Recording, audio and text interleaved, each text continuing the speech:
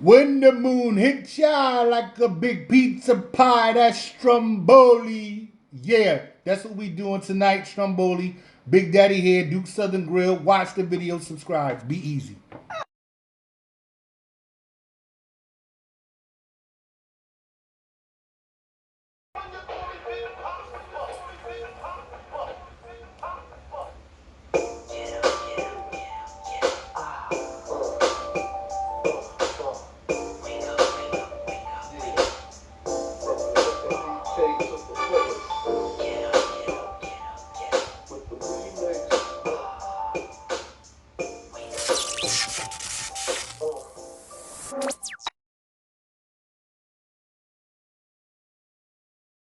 Hey, what's up? Big Daddy here, Duke Southern Grill. So today we're getting into a stromboli. Y'all know what strombolis are? Well, you want to watch this video. If you don't, or if you're a fan of them and really like them, then you want to watch for that reason too. So, to let people know who do not know a little bit of history, I'm not like a big history buff when it comes to stromboli, but I do like to do a little research on different foods and where they come from and where they originated, whatever. You know, that's what I do. I'm a caterer, um, own restaurants. That's my thing. So it interests me. But not only is Philadelphia known for their Philly cheesesteak, y'all need to go watch that video. It's awesome. But anyway, but come to find out, in the 50s, it was a restaurateur who actually created the stromboli. And one day he just decided, instead of making a normal pizza, he wanted to have all of the elements of a pizza and roll that thing up and slice it after it was done and boom, serve it up like that. So that's awesome. And I'm glad he did, because it really does taste good. And you can actually carry your pizza around in like a nice little neat wrapped up sandwich. Do not confuse stromboli with calzone, because as I stated, in the 50s, that's where the stromboli originated at that time, from Philadelphia, which is in the U.S. However, the calzone has been around a lot longer than that, and that's originally from Italy. Now, although I'm sure they're both made by or created by Italians, because the stromboli, the gentleman was Italian. I'm sure, being the calzone coming from Italy, you know, have to be Italian. They're both originated by Italians. However, you would have to call the calzone, a true Italian, since it comes from Italy. Now, with that being said, another difference. A calzone, you have a round disc, you fill it with different fillings, you fold it in half, boom. As I said earlier, stromboli is wrapped up. It's formed into a rectangle, you fill it, and you wrap it up. For those who are familiar with cinnamon buns, stuff like that, something like that. Swiss cake rolls, it's going to be wrapped like that. But instead of being a sweet treat, it's a pizza and a roll. That's what's up. It's awesome. Another difference is, instead of getting so deep into all these differences, because it's a few. Honestly, they're both good. They're both awesome. And tonight we're going to be focused on the stromboli. I got my dough already separated. I'm making two. I'm making one with ham and the classic pizza toppings, and then the other that I'm making is a chicken and mushroom. But tonight we're only going to be filming the one that's more, has the more classic ingredients. If you want to know how to make this dough and you haven't seen me do it and jotted it down from my pizza video, I am going to have a link posted to this. Also, I shot a segment just making your basic pizza dough, so you can view that on YouTube as well.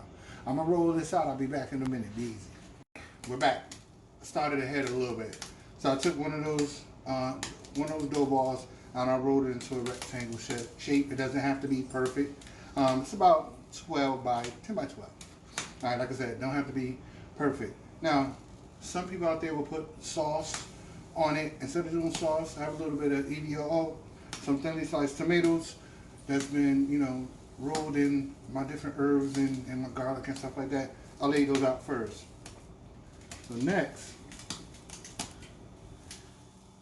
Big Daddy's going with pepper jack cheese now. As you see, trying to stay away from the edges because when you roll this up, you want it to stick. And if you have food in the way, it's not going to stick. I separated some of this cheese because it's thin sliced, and it wasn't working well off camera, and I didn't want to hold the process up. This does not have to look perfect. You just want to make sure you get it centered as possible. So now, after that,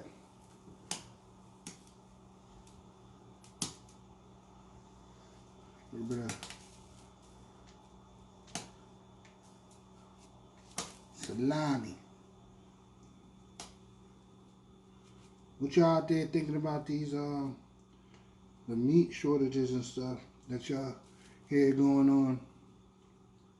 It's a good thing that some of these stores are having you limit how much you could buy.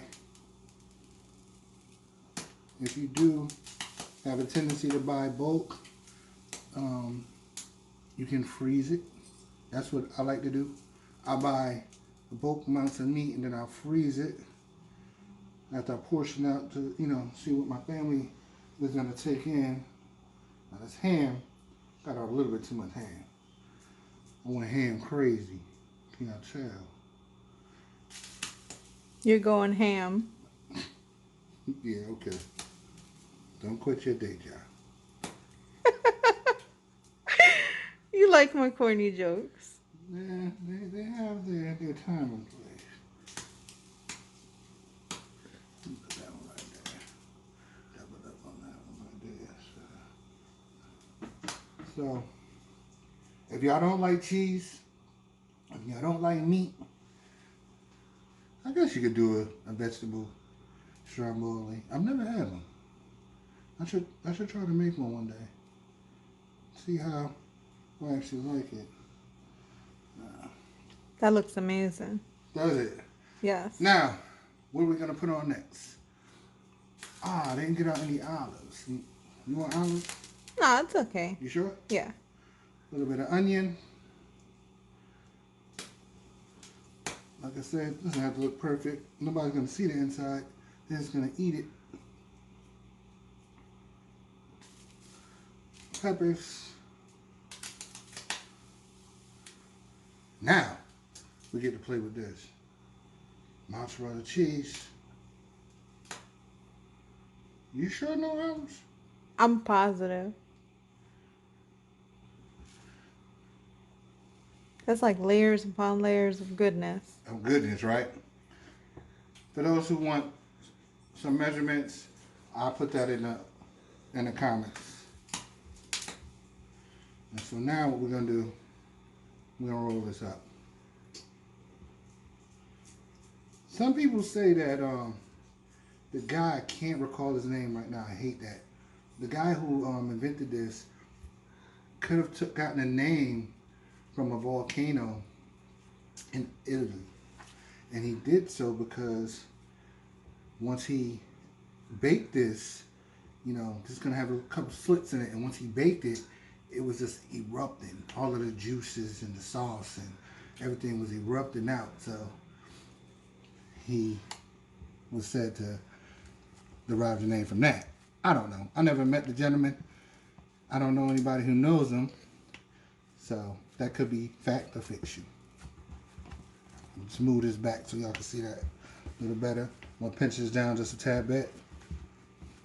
Pinch this side down a little bit. And there you go. I'm gonna sit this in my pan, put a couple of slices in it. This serves too. Be easy.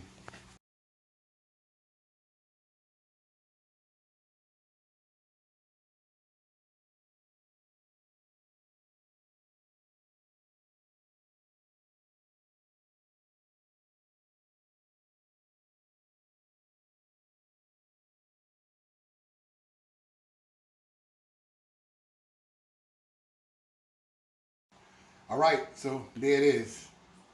Stromboli. Awesome. Y'all can put anything in a stromboli. I mean, truthfully, anything in there.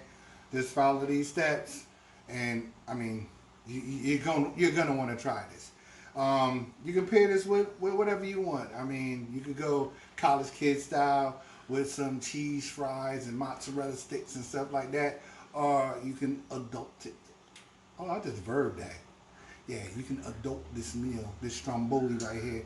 I got a little bit of squash and zucchini medley going because I can't eat like that no more. That'd be insane. Although it sounds good. I want to. Used to. But not today. So if you do want a little bit of dipping sauce with this, although what I showed you is enough. It's gonna be juicy enough once you cut that open. Y'all see that on the picture plate. But if you do, a couple of cans diced tomatoes. I use reduced sodium. Um, do what you want. Salt and pepper to taste. About 2 teaspoons of garlic, 1 teaspoon of onion, a couple of teaspoons of oregano and basil. Let that simmer a little bit. Boom. Simple little marinara dipping sauce for this stromboli. Y'all enjoy it. It's been good. I'm glad that y'all came into my kitchen again. Y'all be safe, be easy.